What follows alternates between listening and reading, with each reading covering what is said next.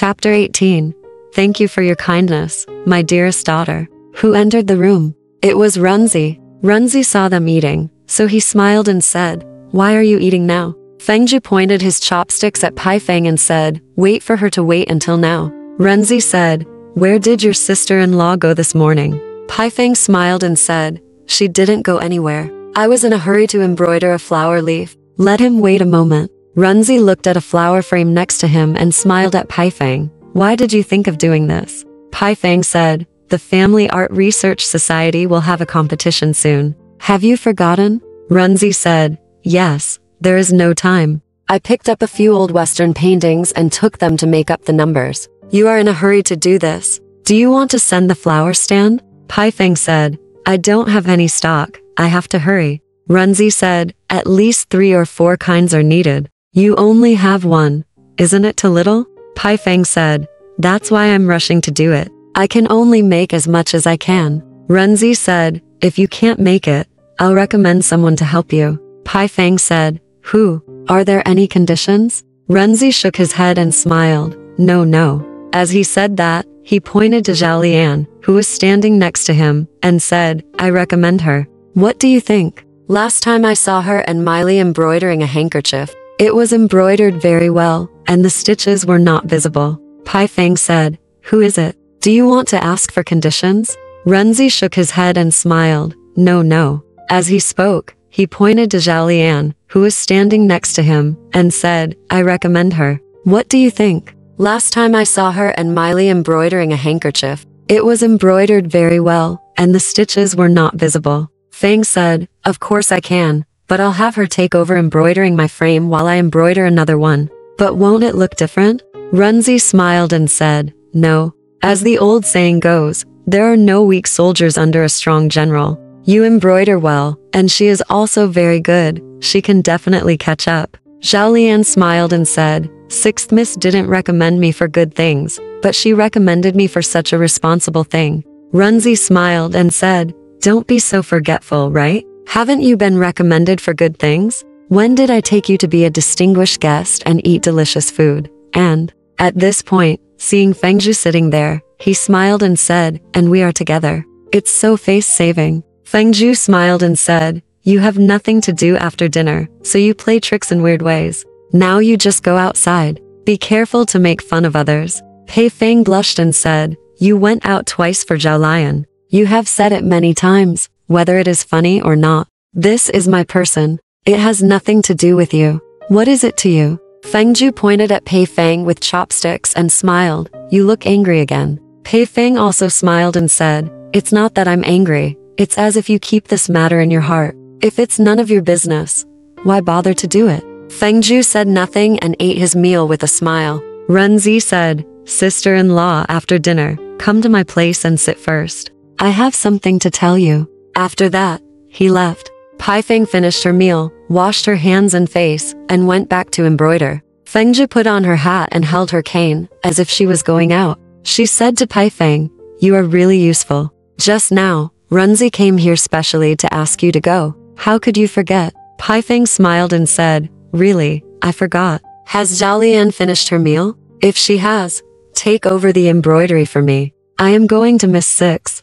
Fengzhu heard his wife say this, put on his hat and left first. Paifeng handed the flowers to Zhao Lian and came to Runzi. They didn't have lunch early at home. It was already 1 o'clock. At this time, the sun was shining brightly and it was getting hotter. There were several trees in the yard, with thick green shade covering the railings. The shadows of the trees did not shake. Under the shade of the banana trees, several brocade ducks fell asleep on the grass. The whole yard was quiet. Zhao Lian lowered her head and embroidered by the south window. Sometimes a breeze would come in from under the shade of the trees, which was really hypnotic, making her feel dizzy and sleepy. She lowered her head, and her hair was cut short on both sides of her temples, which fell forward and blocked the corners of her eyes. She raised her hands and held them behind her ears. In less than a moment, the wind blew, and the hair fell down again. Later, she simply ignored it and let it hang. She was embroidering, and was so absorbed in it that a hand suddenly reached out to help her comb her hair.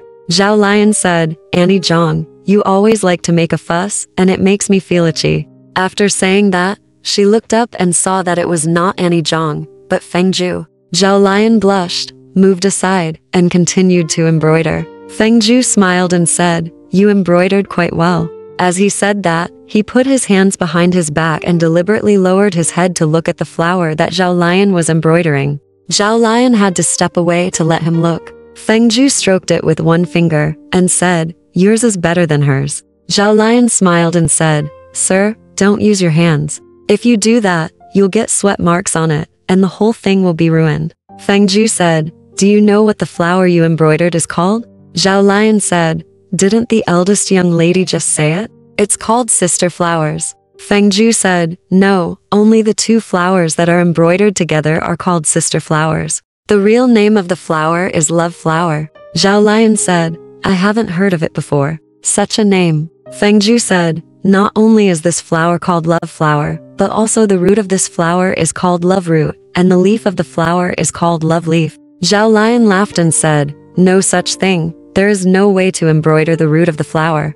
Feng Zhu said, "I mean the love flower that grows, and the embroidered flower naturally does not need to embroider the root of the flower. But when embroidering a flower, the leaves are important. Although the peony is beautiful, it also needs the support of green leaves. If the color of the leaves does not match well, no matter how well the flower is embroidered, it will be in vain." Feng Zhu said here, then walked away and lay on the rattan chair. Zhao Lion went over to embroider as usual. She said, "Uncle also knows embroidery?" Feng Zhu smiled and said, "You underestimate me. What do I not know about art?" Zhao Lion said, "Didn't you go out? Why are you back?" Feng Zhu said, "The weather is very hot. I walked to the gate and came back. I really want to take a nap. Aren't you hot? Let me turn on the fan for you." As he said that, he stood up and plugged in the fan. Immediately, the fan turned towards Zhao Lion and blew like a whirlwind. Zhao Lion hurried over to turn on the fan and said, "It's not very hot. It's hard to work if the wind blows." After that, he went to embroider again. Feng Zhu lay on the rattan chair, silent for a while, then asked her, "Why do you only embroider the leaves and not the flowers?" Zhao Lion said, "Does it mean that leaves are easy to embroider? It is very particular about the yin and yang, old and young." Feng Zhu said, "So I said that although the peony is beautiful, it also needs the support of green leaves. It is the same with people. Your young lady and I are like a pair of flowers." Zhao Lion said, "How can we compare? They are sisters, not." At this point, he paused. Feng Zhu said, "You believe your eldest young lady's nonsense. They are really twin flowers. What about you? It's like the tender leaves under the flowers. They all need you to complement them to look beautiful. If it weren't for you, many things would be difficult for both of us." Zhao Lion looked up at the curtain, but there was no one in sight. Zhang Ma, who was washing clothes under the eaves, didn't know where she had gone. The yard became quieter and quieter. The kitten, Zhilinger that Zhao Lian raised, was sleeping under the shadow of the bamboo curtain. Its snoring could be heard clearly. Zhao Lian didn't know why she felt a little flustered. Feng Zhu saw that she ignored him, so he simply stood up and saw that she had finished embroidering a leaf and embroidered a new leaf. He smiled and said, "You said I can't compare with that flower. Then you and your eldest young lady compare with that pair of loving sisters, and I compare with the love leaf you embroidered. What do you think? I am willing to be a love leaf to set off you too." Zhao Lian saw that Feng Zhu was aggressive, so she put down her needle, frowned, lifted the curtain, took a step, and walked out of the corridor. At this time, Feng Zhu didn't know whether to chase out or not, so he just looked outside through the curtain. Zhao Lian squatted under the shade of the banana tree, picked a piece of green grass from the ground, and tried to move the sleeping brocade duck. At this time, someone shouted, "Why are you not doing your work and running outside? What are you doing with this duck? You are really fine." Zhao Lian looked up and Pei Fang had come back. She smiled and said, "It's too hot in the room. I'm sweating all over while embroidering. I'm going outside to cool down." Pei Fang smiled and said, "You will be tired after embroidering for a while. What about me?" While talking, she lifted the curtain and walked in. When she looked up, she saw Feng Zhu's hat and clothes hanging on the hanger. She said, "Hey, didn't you go out? Why are you back?" She walked into the bedroom and saw that the window was open. Feng Zhu had put down the pearl curtain and was already sleeping on the bed. Pei Fang said, "You were so busy going out just now. but now you run into the room to sleep. Isn't it strange? Seeing that Fengju didn't say anything, Pei Feng asked, "Are you asleep?" Fengju still didn't say anything. Pai Feng said, "Are you really asleep? I don't believe it." Fengju turned over and said with a smile, "I'm asleep." Pai Feng said, "You can still talk when you are asleep?" Fengju smiled and said, "You know I can't talk when I am asleep. Why do you keep asking me?" Pai Feng said, "I just knew you were pretending." Fengju said, "You know I am pretending, so you don't have to ask me if I am asleep, just talk to me." Pai Feng said, "You talk very well, get up." Fengju got up by lifting the curtain, and sat on the edge of the bed to put on his leather shoes. When Pai Feng saw his leather shoes, she suddenly remembered something and asked, "When you get home, you take off your leather shoes and put on slippers. Now you haven't even taken off your leather shoes. You don't look like you're going to sleep. It's obvious that you're going to sleep when you see me. Don't mention it. What are you doing? You're pretending to sleep like this on purpose. Are you afraid that I don't know?" Fengju smiled and said, "It's normal not to take off your leather shoes before going to bed. How can this be considered a trick?" Pai Feng said, "You're not playing tricks. Your face turned red when I said that? You see, there's a reason, right?" Fengju put on his leather shoes, walked out, and smiled. "I'm going to sleep outside. I won't argue with you about this meaningless, trivial matter." After that, Fengju left. Pai Feng looked out the window again. Zhao Lian turned her face away and continued to wander under the shade of the tree, as if she was not very comfortable. Pai Feng kept it in her mind as soon as she saw it, and continued to embroider. After a long time, she didn't see him coming back, so she put down her needle and secretly went to Zhao Lianyan's door. She saw that she was also sleeping on the rattan couch with her clothes on. Pai Feng saw this and became more and more confused. At 4 o'clock in the afternoon, Zhao Lian came out and said with a smile, "I just took a nap and fell asleep like this." Pai Feng said, "I thought you were not feeling well, so I didn't call you. If so, what can I expect you to do?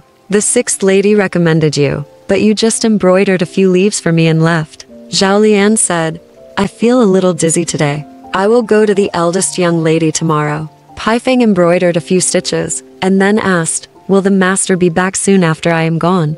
Zhao Lian was asked by Pai Feng, and her heart was insecure. She was panicked at first. She turned her back deliberately and went to clean the cups and plates on the tea table, saying, "The master will be back soon." Pai Feng said, "He is a piece of shit. Don't pay attention to him. If he has anything to do, let him ask Zhang Ma to do it. Don't do it for him." Zhao Lian still stood with her back to her body. Pai Feng said, "Although I am young, I have never treated other people's children as less than human beings. Think about it. You have been with me for many years. You can do things, you know how to read and write, and you have grown up to be beautiful. I should treat my own sister no more than this, right?" Zhao Lian thought, "This is strange. Why are they talking about these things out of the blue?" Then she smiled and said, "How can I accept what Grandma said?" Pai Feng simply stopped embroidering, sat on the rattan chair, and said to Zhao Lian, "I am not talking to you about these things for no reason. I think you are getting older and your marriage problem must be solved.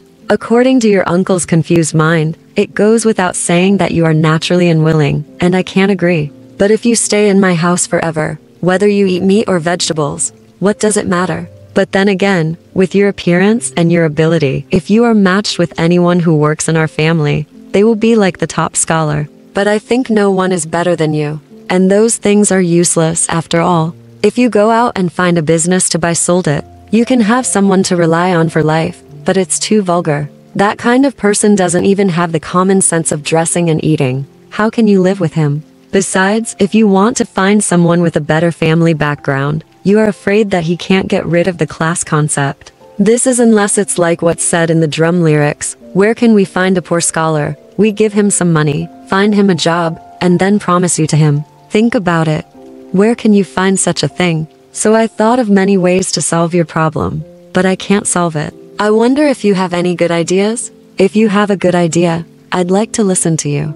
Zhao Lian was a little embarrassed when she heard Pai Feng talking about her marriage problem, but then she heard that the difficulties Pai Feng mentioned were the words of a close friend. But these problems are up to her. As long as she takes a step forward and makes a promise with Liu Chunjiang, there will be no difficulties. But how can she say this? Therefore, although Pai Feng spoke a lot, she just listened quietly and didn't answer a word. Pai Feng said, "This is your lifelong event. Why don't you say anything?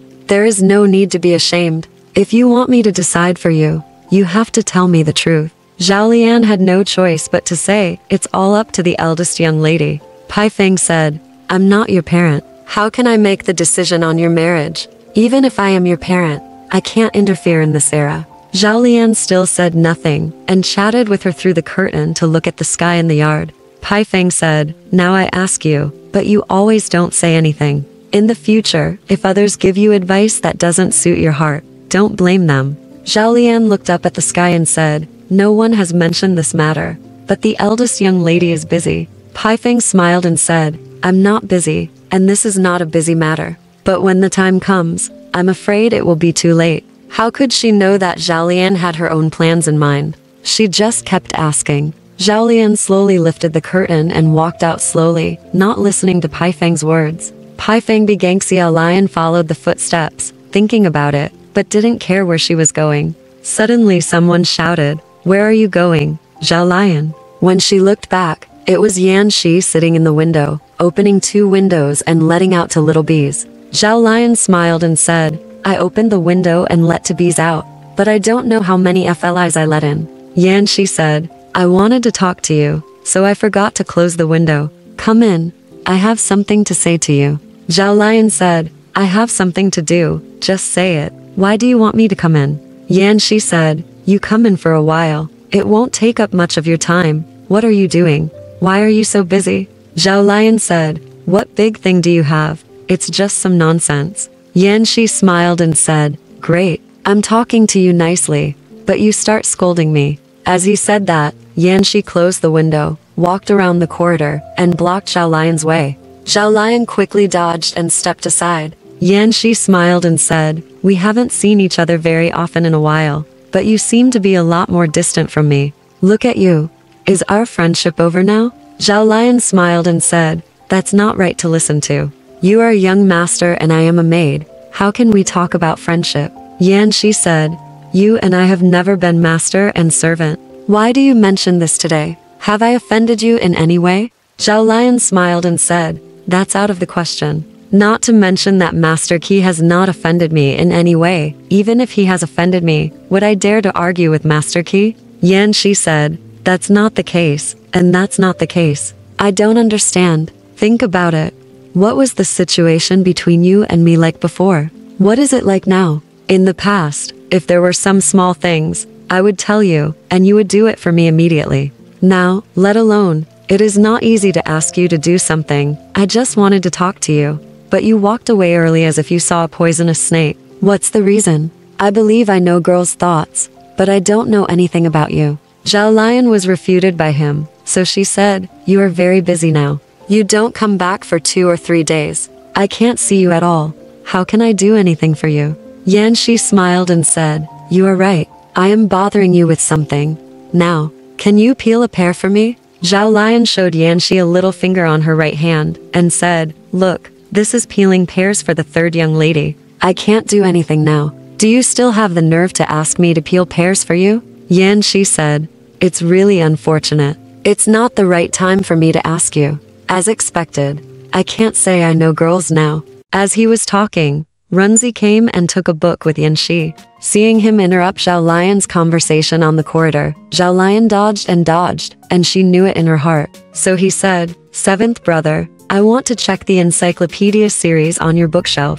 Is it complete?" Yanxi smiled and said, "Unless it was incomplete when I bought it. If it was complete, it would not be missing, because I haven't flipped through it since I put it on the bookshelf." Runzi smiled and said, "Young men like you are really useless. You can still say that." Yanxi smiled and said, "I didn't want to buy this book originally. It was my father who said that a person should at least flip through the encyclopedia series to have some common sense, so he forced me to buy it. At first I thought it was just like the Siwan dictionary. It was okay to flip through it. Unexpectedly, when I got it back, it turned out to be the same. Not to mention reading. I can't even remember the catalog. Besides, my English is really bad. I have to flip through the dictionary several times to read a page." "What's the point?" Runzi said. Don't say anymore. You don't like to read any books except novels, let alone English, let alone the encyclopedia series? The brother and sister walked into the house. While talking, Runzi looked back through the screen window and saw that Zhao Lian had gone. He asked, "Why did you stop Zhao Lian again? What do you want her to do?" Yanxi said, "Who wants her to do anything? I saw her running away when she saw me coming, like a girl from an old family who hides when she sees people. I have to stop her to see what she will do." Runzi said, "Not to mention you, even my brother doesn't care about her anymore." Yanxi said, "This is because my sister-in-law spoiled her like this." Runzi said, "How is she spoiled by my sister-in-law? She is not without respect or breaking the rules. She just avoids you, young masters." Yanxi said, "Why didn't she avoid you before, but now she does?" Runzi smiled and said, "She also has a boyfriend who is courting her. How can you compare the past? This pearl cannot be hidden by the Jin family." Then he told her in detail about Zhao Lianyan's 2 times of pretending to be a lady and mistaking Liu Chunjiang for someone else. Yanxi felt very sad for some reason after hearing this, but he still didn't show it in front of his sister. He smiled and said, "I know this Liu guy too. He may not think Zhao Lian is a precious pearl, right? Zhao Lian actually wants to climb up like this." Then he pointed at the books on the bookshelf and read, "Literature, minerals, health, biographies, law, fifth sister. Which one do you want? I guess you want something about art, right?" Runzi said, "Do we always love art? Don't you like to read other books? I'm looking for an astronomy book." Yanxi said, "That kind of book requires a lot of thinking to read. It's really a headache." Runzi said, "That's why I say you are a waste." While talking, Runzi was looking for a book on the bookshelf. She found the book, held it under her ribs, turned around and was about to leave. Yanxi said, "Fifth sister, let me ask you a question. Are all the things you said just now true?" Runzi said, "Of course they are true. Why would I make up this rumor for no reason to lie to you?" Yanxi said, "Alas, a woman like my eldest sister-in-law is so troubled by the spring scenery in the garden that she can't contain it, and a red apricot has gone out of the wall. It's really hard to say what to do with her. If the eldest brother knows about it, won't there be a lot of trouble?" Runzi smiled and said, "You cry when listening to storytelling and worry about the ancients. Isn't it unnecessary for you to do so?" Yanxi was refuted by Runzi and had to keep silent. After Runzi left, he lay on the rattan chair and read a few pages of novels and found it boring. Thinking that he should go to Luohua Hudong, he took a car and returned to his private villa. Alright, this part of the story ends here. Want to know what happened next? Let's listen to the breakdown next time.